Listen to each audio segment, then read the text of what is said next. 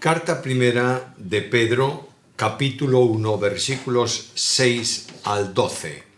Dice así: en lo cual vosotros os alegráis, aunque ahora, por un poco de tiempo, si es necesario, seáis afligidos en diversas tentaciones, para que la prueba de vuestra fe, mucho más preciosa que el oro, el cual perece aunque se prueba con fuego, se halle que resulta en alabanza, gloria y honra en la revelación de Jesucristo, a quien amáis sin haberle visto, en quien creyendo, aunque ahora no lo veáis, os alegráis con gozo inefable y glorioso, obteniendo el objetivo de vuestra fe, que es la salvación de vuestras almas. Acerca de esta salvación investigaron y averiguaron diligentemente los profetas que profetizaron acerca de la gracia destinada a vosotros, escudriñando qué persona y qué tiempo indicaba el Espíritu de Cristo que estaba en ellos,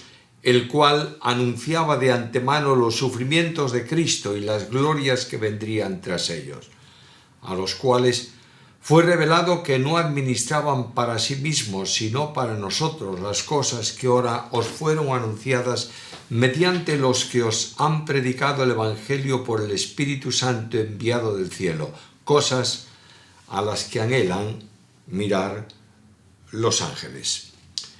La carta primera del apóstol Pedro tiene, como dije el primer día, un tema, y este tema es la vida en la gracia.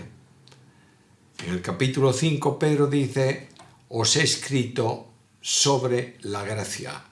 De modo que todo el contenido de la epístola se desarrolla en este entorno. Este pasaje, este párrafo, tiene que ver con las pruebas. Es verdad que algunas versiones, concretamente aquí, traduce de tentación, afligidos en diversas tentaciones.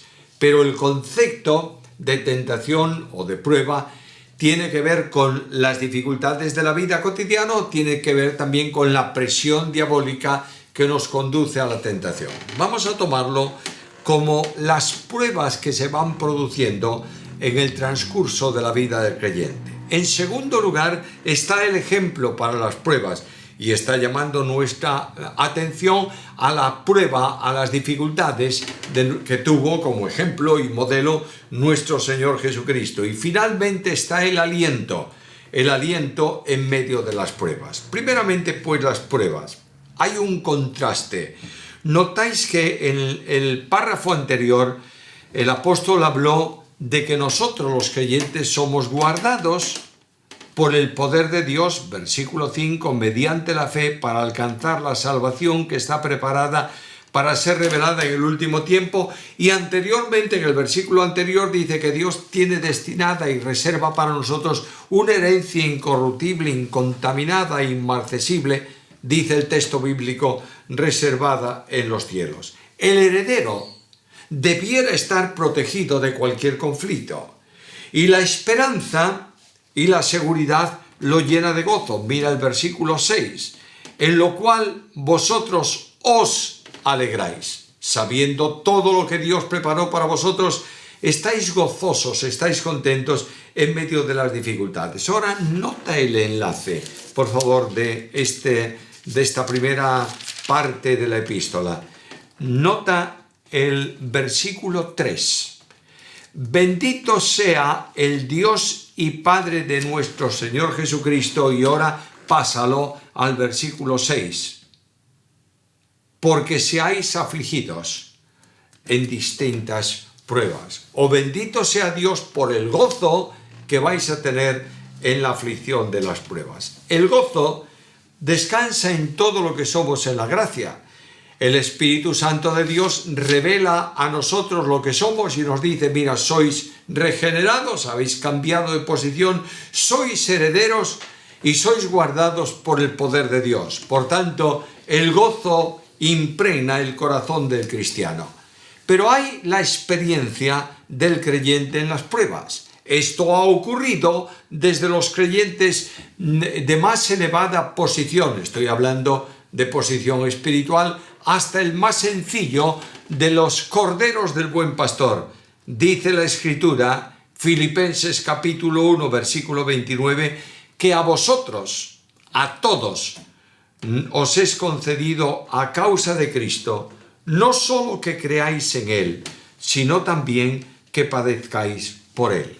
De manera que el apóstol Pedro ahora va a darnos unos cuantos aspectos de lo que representan las pruebas o las características de las pruebas. Versículo 6, notad, os alegráis, aunque ahora por un poco de tiempo, si es necesario, seáis afligidos de diversas pruebas. La prueba es breve, por un poco de tiempo.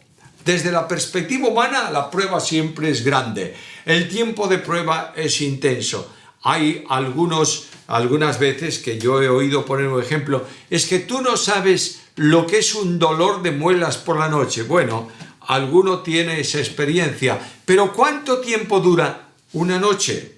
Y transcurre el día, ya puedes poner tus medicamentos, lo que sea, y el dolor desaparece. Teresa de Jesús, aquella mujer de la Reforma Española, decía en uno de sus escritos que la vida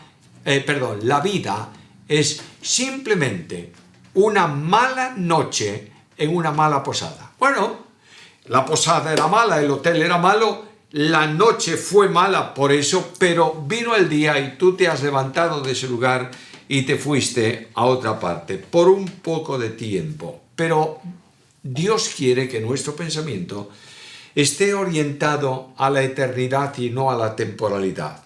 Comparadas las pruebas que tenemos en la vida con la realidad de las promesas gloriosas que nos esperan en la presencia del Señor, no valen nada. De ahí que el apóstol Pablo diga en la segunda carta, capítulo 4, versículo 17 a los Corintios, diga que las aflicciones momentáneas producen en nosotros un cada vez más excelente y eterno peso de gloria.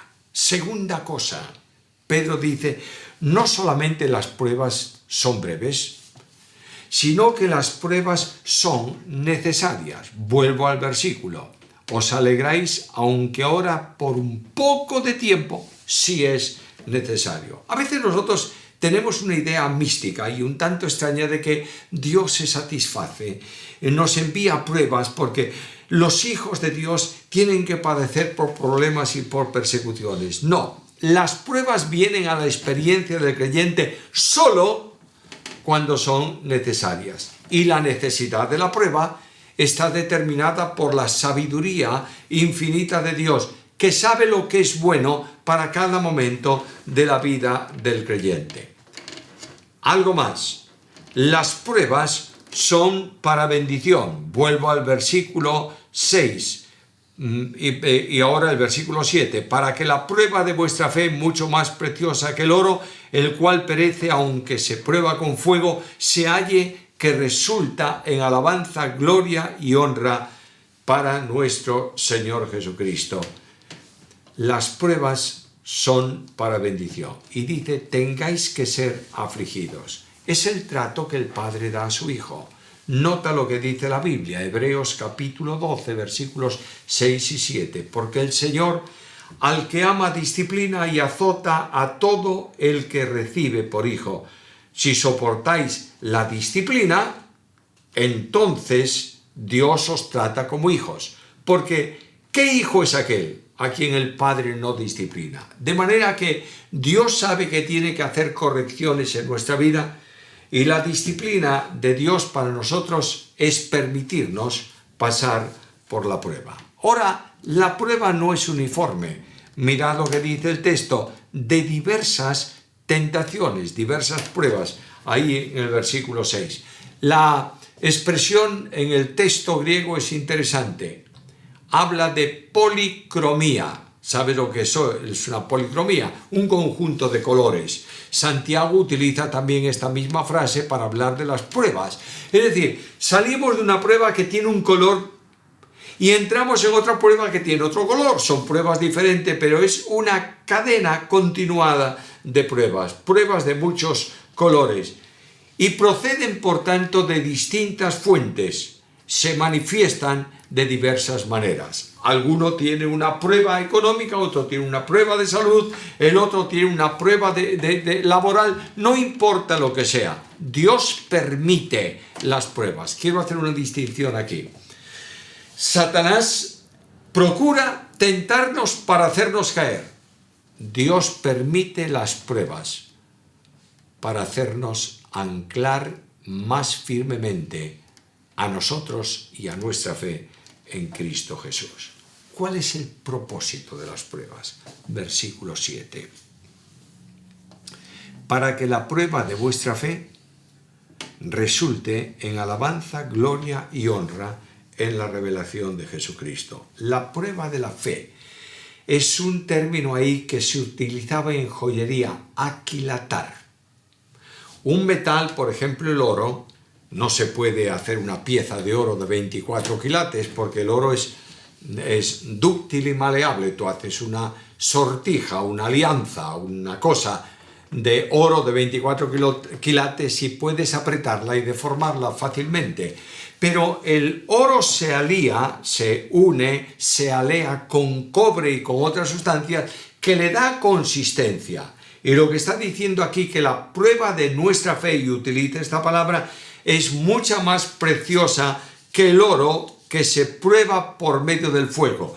Cuando un joyero quería limpiar, obtener oro puro, ponía los trozos de oro en un recipiente, le aplicaba calor hasta que el oro se derretía y todo lo que no era oro flotaba en la superficie y se sacaba con una espátula. Hoy hay otros sistemas mucho más modernos, pero aquí está diciendo que el joyero trata de limpiar el oro porque necesita tener un oro evaluable, valioso.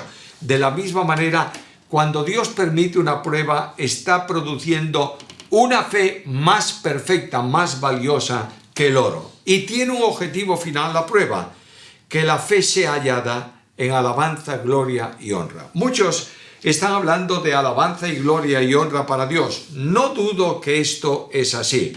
La alabanza, la gloria y la honra por una vida victoriosa es siempre de Dios, que es el que produce en nosotros el querer y el hacer por su buena voluntad, y es aquel que da los recursos necesarios para que podamos decir: todo lo puedo en Cristo que me fortalece. Pero el creyente recibirá coronas de victoria conforme a la obra y a las pruebas que haya experimentado. Te pongo un ejemplo: Apocalipsis capítulo 2 y versículo 10. Sé fiel hasta la muerte y yo te daré la corona de la vida. Por tanto, esa prueba que ha sido intensísima, incluso ha costado la vida de algunos, recibe una recompensa cuando en el día en que Cristo sea manifestado.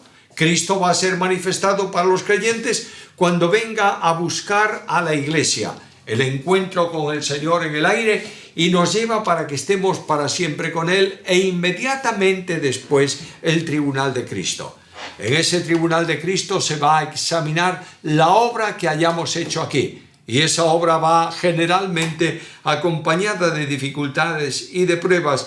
Entonces Cristo será el galardonador de los suyos. Leo la carta primera a los Corintios, capítulo 4 y versículo 5. Así que no juzguéis nada antes de tiempo hasta que venga el Señor, el cual aclarará también lo oculto de las tinieblas y manifestará las intenciones de los corazones.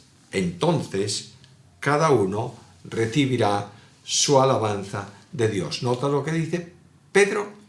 Que esta fe probada en las pruebas será hallada en alabanza, gloria y honra.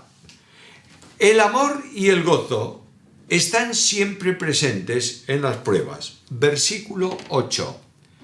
¿A quién amáis sin haberle visto? Habla de Jesucristo, el sujeto está en el versículo anterior. Jesucristo, a quien amáis sin haberle visto, en quien creyendo, aunque ahora no lo veáis, os alegráis con gozo inefable y glorioso. Amor a Cristo. El amor a Cristo es el vínculo común en cada creyente. De manera que cuando Pablo está concluyendo la carta a los Efesios, da una bendición, bendice a los creyentes que tienen un amor firme, un amor indisoluble, un amor verdadero hacia Jesucristo. Porque quien no ama a Cristo, lo dice también Pablo en la carta primera a los Corintios, en el capítulo 16 y versículo 22, no ha nacido de nuevo. El nuevo nacimiento genera el amor de Dios, y el amor de Dios en el corazón del cristiano tiene dos direcciones: hacia Dios, amando a Cristo, y hacia el prójimo, amándolo como a uno mismo. Ahora, el amor a Cristo se manifiesta sin que lo veamos. El creyente no lo ve, pero el creyente se sustenta como viendo al invisible. Hebreos capítulo 11 y versículo 27.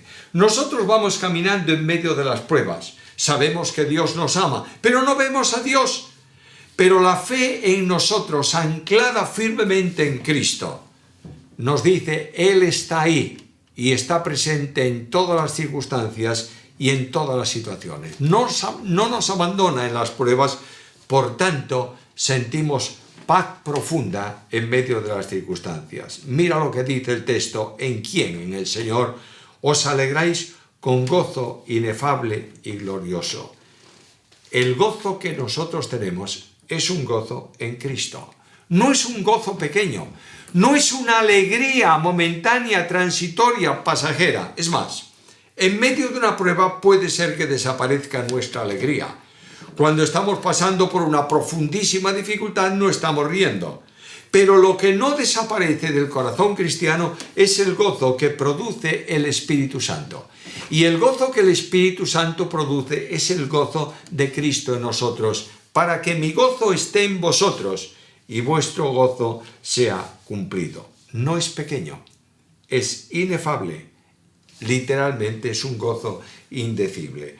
La realidad de la vida cristiana es precisamente esta: que el gozo de Cristo sea la experiencia continuada, ya que el Espíritu Santo de Dios reproduce a Cristo en nuestra vida. Ahora, ¿cuál es el resultado de la fe que es probada? El resultado lo tienes en el versículo 9, obteniendo el objetivo de vuestra fe, que es la salvación de vuestras almas. Ahora, por favor, tengamos muy claro esto. La fe comienza en salvación para justificación o por justificación. Yo creo y soy justificado. La fe se manifiesta a lo largo de la vida cristiana en medio de las pruebas, anclada en Cristo, y es la razón de nuestra santificación. Pero esta fe va a tener el estallido final cuando Cristo venga a recogernos. ¿Qué es lo que esperamos? Porque creemos en Él. Resultado de la fe es obtener lo que estamos esperando. En el tiempo presente, la fe produce victoria. Notad lo que dice Juan en su carta primera, capítulo 5, versículo 4. Esta es la victoria que vence al mundo, donde tenemos pruebas. Jesús dijo: en el mundo tendréis aflicción. La victoria que vence al mundo es nuestra fe. Y por la fe se obtiene triunfo en cada etapa de la justificación. Paso a considerar el ejemplo. Estamos en una prueba, tenemos dificultades, sentimos limitaciones, hay angustias, muchas veces lágrimas. Si no fuese por la fe, sería desesperante muchas veces la prueba, pero Dios nos dice: deja de ver tu prueba y mira el ejemplo. Versículos 10 y 11. Acerca de esta salvación, investigaron y averiguaron diligentemente los profetas que profetizaron acerca de la gracia destinada a vosotros. Versículo 11. Escudriñando.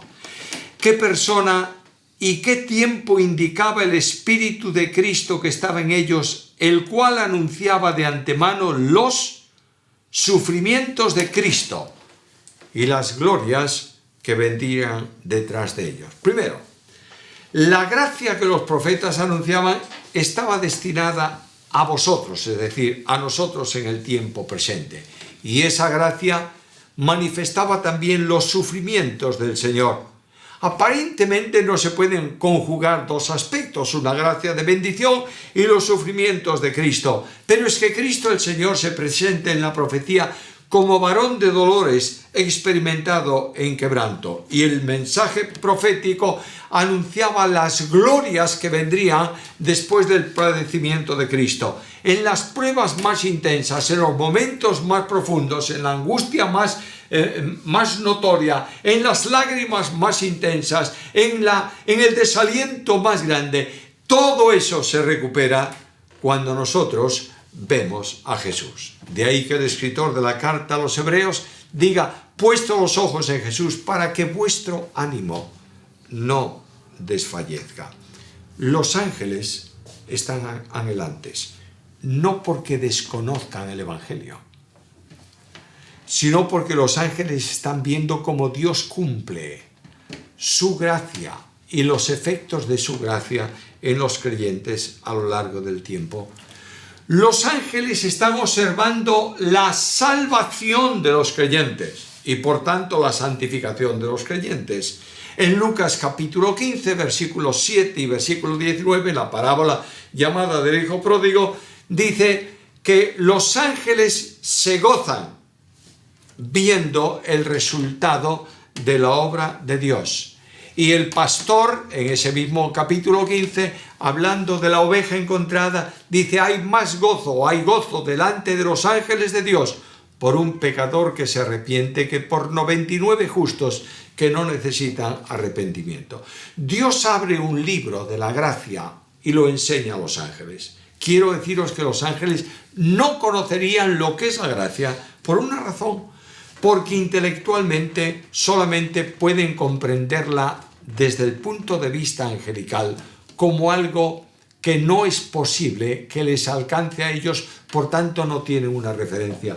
Pero los ángeles ven la gracia que transforma al pecador, que salva al pecador, que alienta al creyente, que conduce al cristiano en las pruebas, y ellos entienden la grandeza de la gracia de Dios. Por eso dice: estas cosas todas están anhelantes los ángeles viendo cómo se produce. Finalmente está el aliento. El que consiente la prueba, que es Dios, da también la salida. Observa el versículo que leíamos al principio: por un poco de tiempo. Pero en medio de las pruebas, la compañía suya no desaparece. Y en el Salmo 91, versículo 15, encontramos una admirable promesa que dice: con Él estaré yo en la angustia. Cristo, que es ejemplo supremo de pruebas, hasta el punto de decir: mi alma está muy triste hasta la muerte, o si lo prefieres mejor, mi alma está llena de una angustia mortal. Dice: ninguno de vosotros alcanza este límite en la prueba, pero yo estoy con vosotros. Y Dios me dice: ¿tienes pruebas? ¿Hay dificultades? Quiero que sepas que yo estoy orientando todo esto para bien, porque te amo. Lo tienes en Romanos capítulo 8 y versículo 28. En medio de las circunstancias más graves, tú puedes descansar en la gracia y ser sustentado en la fe. Conocí un hombre, un gran hombre de Dios aquí en España, que cuando ya era mayor, viudo, sus hijos lo llevaron a vivir con ellos, su hija y su yerno, a su casa. Él vivía allí y de pronto se le declaró una enfermedad muy grave que iba acabando con su salud y con su vida, terminó así, y este hombre ya no podía salir ni siquiera a caminar por el jardín. Un día lo fui a visitar. Lo vi delgado, con un color propio de la enfermedad que tenía, pero vi un hombre lleno de paz y lleno de gozo. Y me dijo: mira, Samuel, ya no puedo subir a mi púlpito, ya no puedo visitar a mis hermanos, ya no puedo alentar a los desalentados, pero tengo profundo gozo en el alma. Y me enseñó una libreta en donde tenía anotados las oraciones de cada día. Yo pensé que era una página o dos. Era una libreta de cosas para orar. Y él decía, como ya no puedo hacer otra cosa, dedico las horas del día en la soledad de mi cuarto a interceder por mis hermanos que están en la prueba. Qué gozo tan grande podemos sentir sabiendo que las pruebas son una concesión de la gracia, que las pruebas apoyan y ayudan a cimentar nuestra fe y que las pruebas son por un poco de tiempo. Cierra tus ojos ahora y en medio de tu conflicto, ábrelos en la dimensión eterna y di, esta prueba es transitoria, pero el gozo será eterno porque estaré para siempre con Jesús.